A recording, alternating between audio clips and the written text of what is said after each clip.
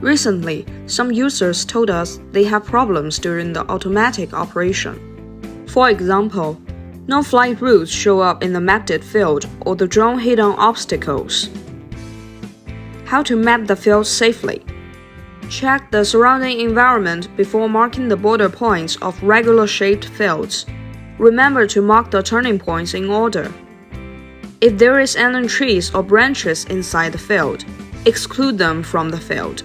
Please set a reasonable retraction distance during the route planning if you want to know the size of the field by field mapping. When there is a row of telegraph poles inside a large field, set them as the borderline. You can split the large field into two parts and map them separately. No flight routes generated. Marking border points in round, semicircular, crescent, and irregular fields. Pay attention to the surrounding areas during the field mapping. Mark the points according to the sequence of the turning points. Make sure the distance between the border points is longer than 6 meters. Otherwise, no flight routes will generate. Marking border points in irregular-shaped fields.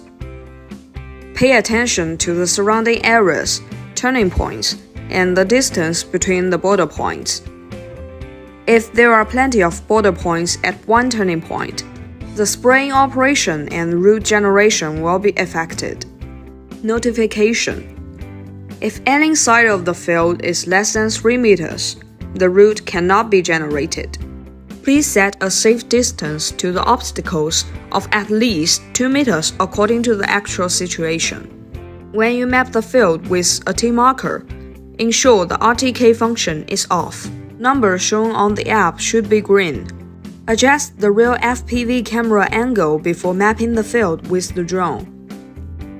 The assistive cross will show in the real FPV camera interface, which can help the pilot to mark the turning point accurately.